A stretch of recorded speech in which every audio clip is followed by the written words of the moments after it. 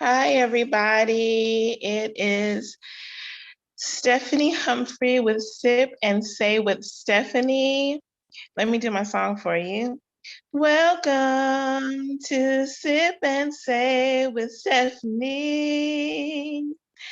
Thank you so much for joining me on tonight. I am not going to be up here long. I'm really feeling drained. I feel depleted. I feel empty.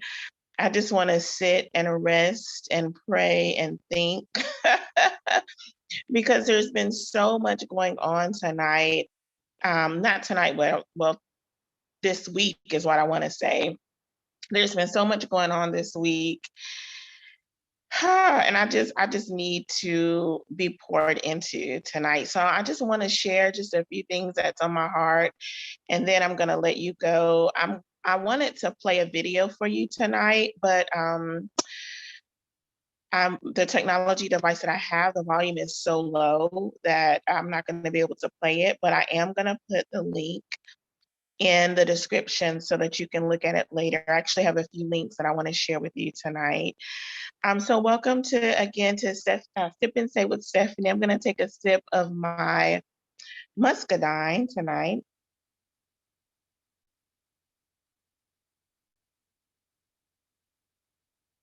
This is good. So I'm feeling a little bit depleted because, again, we're talking about another brown young man that has been killed. And I'm like, when, Lord, when is this madness going to stop?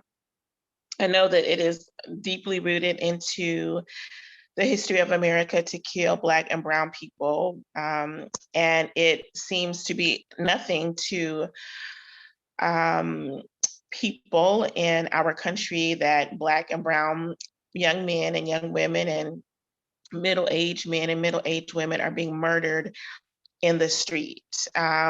Derek Chauvin, I hope I said his name correctly. His defense attorney rested his case today, and they will have closing arguments on Monday for the murder of George Floyd. So I'm glad that that is coming to a conclusion.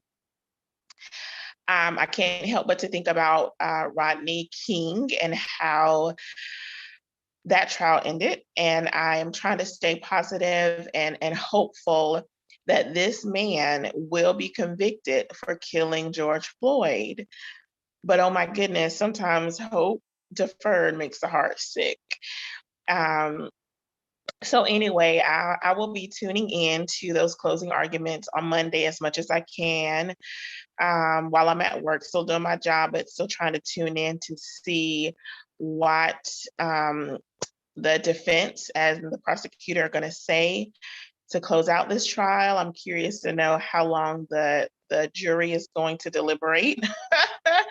I'm just really curious about the outcome of this trial. So I will be watching and I will be praying and hoping that this police officer, former police officer, is convicted in the killing of George Floyd. And then we have Daunte Wright, who was killed. Oh my gosh, y'all, I'm just, oof, was killed by Minnesota former police officer because she did resign, Kimberly Potter. And I'm just like, she was trying to tase him, but pulled out her gun instead. And I'm, look, y'all, I'm not a police officer, obviously. Y'all know I'm an educator.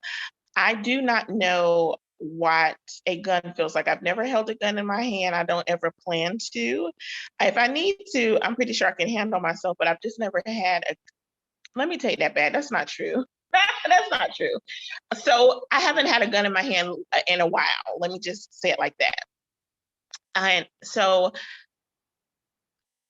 and I've never had a taser in my hand. I don't know what a taser feels like, but I can imagine that a taser is lighter than a gun. So for a police officer to say, I mistakenly grabbed my gun instead of taser, that sounds slippery to me. That sounds sketchy, and I honestly don't believe her. It just is what it is. I'm gonna just say how I feel. I do not believe that that was a mistake. And so this young man is dead. I mean, it boggles my mind that white people can be armed, ready to go, and they can be brought in peacefully, but a Black or brown unarmed person can be killed. Our skin color, I mean, do they see a gun when they look at our skin color? Do they see a Uzi or a bazooka when they look at our skin color? Like I mean, we running while being Black, right? Driving while being Black, walking up the street while being Black, exercising while being Black. Just the fact that this skin is brown seems to be a threat to police officers. And I'm like, and I'm gonna stop right there. So this woman, Kimberly Potter, they have arrested her and have charged her with second-degree manslaughter. Second-degree manslaughter, which carries a lesser charge than a murder charge. And of course, where my mind went to is Muhammad, what was his name? Muhammad Noor. When he killed Justice Ruzik, if I'm saying her name correctly, I hope that I am. He killed Justice, a young woman. It was a 911 call that him and some of his fellow police officers were responding to, and he ends up killing her by accident, just like Kimberly Potter said she killed Daunte Wright by accident. Muhammad Noor kills Justice, excuse me, by accident. He goes to trial for third-degree murder and manslaughter, and he is convicted and is serving a 12 and a half year sentence currently. And I remember reading some reports where the police chief was quick to cite Muhammad Noor's wrong. Like he was quick to talk about how he was in the wrong for what he had done.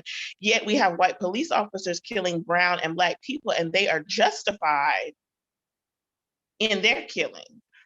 So I am processing, you all. I am processing. I am praying, and I was praying on my way home from work, and the Lord gave me an idea. The Lord has given me something that I need to do in order to channel my frustration and my anger and my pissed offness, which is not a word, but I just made up my pissed offness. You know, He has given me a solution for me to help me work through how I'm feeling. So I'm not going to share what that is because I'm just going to be obedient to the Lord. And I'm going to do what the Lord said, and I'm going to release what I need to release and go forward in the way that I need to go forward to find peace and healing for myself. So I do have a solution because I feel like with any problem that we have, we can rant and rave about it. We can talk about it. We can yell, scream, shout, curse about it. But honestly, a solution. We just need to have some solutions, some resolutions for ourselves. We need some for the world, ultimately, but just for ourselves, we need to have some resolution, some peace within ourselves. So this is going to help bring healing and, again, the peace that I need as I'm processing through the continued killing, the continued murder of our Black and brown men and women. Y'all, I'm sick of it. I am so sick of it. Like I had a chip on my shoulder walking into work this morning, and I said, God, I need to just release this so that I can be at peace today while I am working. And so I did release it, but I'm telling you, it's still there. It's still there, like it's still within me.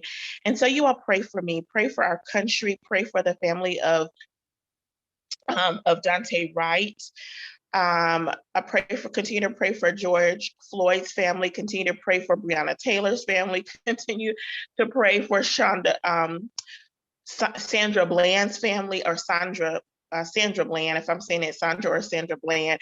Continue to pray for all of the families who have lost a loved one to police violence. I mean, I'm even thinking about not resurrection, God, Jesus, what we just did celebrate the resurrection of Jesus Christ, but I'm thinking about the insurrection on our Capitol back in January. And man, I'm telling you, white people have so much leeway in what they can do and what they do in this country. And I'm just gonna stop right there because and I'm sick of it. I'm just sick of it. That's my sip and say tonight. I'm sick of it. And so I again, I just want to just share a few videos with you. The videos, I want to tell you what they are because they were really good. Dr. Tony Evans put out a video May 31st of last year, and I just saw it just this week. It is entitled Dr. Tony Evans Speaks from His Heart About Social Justice. And he gives us 4 areas that we can work on as we move forward to a solution to the social injustices that occur in our country. Again, I'm going to put that link in the description of this video so that you can go back and watch that video later. TD Jakes gathered some Christian leaders together, and his video is entitled TD Jakes Presents the Church and Race, featuring leading voices of the church. I did have an opportunity to watch this video in its entirety, and it is good. It shares some great information about how the church can move forward in dealing with and working through the social injustices that occur in our world. So I'm going to put that video link in the description so that you can watch that later. I was watching just maybe about 45 minutes ago, I pulled up another video by Pastor Jentezen Franklin. He has a church in Georgia, I think it's Gainesville, but in Georgia. And he sat down with 2 couples, pastor couples, that pastor at his church. And I was starting to watch that video. And once I finish it, if I feel like it's relevant for us, I will share that video link as well. So as I'm coming to a close, I just want to, again, I just wanted to share those few things that were on my heart. And I'm hoping that you will take the remainder of the time that you would be on Sip and Say with Stephanie and watch the video links that I'll put in. Pray for our country, pray for our leaders, our local, state, and federal leaders. Pray for your community. Pray for Black and Brown people all across this country. Pray for white people that they will get themselves together. Pray that our police officers will be held accountable. I'm going to do some more research in qualified immunity because right now police officers are not held accountable. The majority of them, most of them, pretty much all of them are not held accountable for killing Black and Brown people, and qualified immunity has a lot to do with that. I'm going to be doing some more research on qualified immunity, and I'll be able to share that with you on a future date. Tonight, I had planned to talk about Soul of a Nation. I don't know if any of you had an opportunity to watch Soul of a Nation. ABC presented a 6-part series on Tuesdays at 10 called Soul of a Nation. I really wanted to talk about that tonight, but again, I'm tired, I feel depleted, so I'm gonna save that for another time. I may do a bonus live maybe this weekend because I really wanted to highlight some of the joys and the wonderful presentations and history that was presented during Soul of a Nation. But in the meantime, Google it, Google Soul of a Nation. ABC had some of the videos on their website. That was, I think I checked it out, maybe the 3rd part of the series, but by now they may have all 6 parts of the series on their website. If they do watch it, it is insightful, it is empowering, it is enriching. So I would encourage you to watch that, and hopefully we can chat about Soul of a Nation very soon. So again, thank you so much for joining me tonight. I'm gonna take another sip for Stephanie Sip and Say with Stephanie. I want to say Stephanie Sip and Say, but Sip and Say with Stephanie.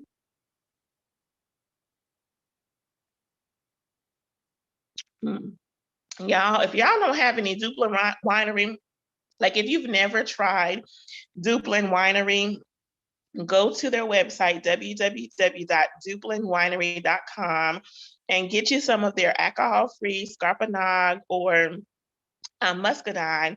But they also have wine tasting. It's in Rose Hill, North Carolina, and their wines are really good. I don't drink alcohol much, but that wine tasting was really good. And so get you some Duplin Winery. They sell it at the grocery stores, at the drugstores. Get you some Duplin. Plug in for Duplin Winery. They have some amazing wine and alcohol-free wine, and their atmosphere is amazing. Like they have the store there. Of course, you can buy their wines, alcohol-free wines and products. And they also have a bistro, and the food is delicious. So if you get an opportunity to visit Dupa Winery, visit them. They have one in Rose Hill, North Carolina, and one in Myrtle Beach, South Carolina. So plug in, y'all tell Rose Hill and Myrtle Beach Dublin Winery that the Stephanie Humphrey channel sent you to them to patronize their business, because they, again, have a really good atmosphere, and their beverages, I'll say, are delicious. So again, thank you for joining me tonight for Sip and Say with Stephanie. Tune in next week for our 2021 book study. I will be reading excerpts from my book, A Love So Strong. Am I reading A Love So Strong? No, I'm actually reading A Mobster's Love. This is April. April is A Mobster's Love. A Mobster's Love is one of my most risque faith-based books. I did say risque and faith-based in the same sentence. Yes, I did. I said it's one of my most risque faith-based novels. So join me next Thursday at 6:30 p.m. to read or to listen to me read some excerpts. And in the let me say this again. Join me next Thursday at 6:30 p.m. to listen to me read some excerpts from A Mobster's Love. And you can go ahead and purchase a book at determinedpublishing.com. Again, that's A Mobster's Love at determinedpublishing.com. Blessings to you. Take care of yourself and take care of others. See you later.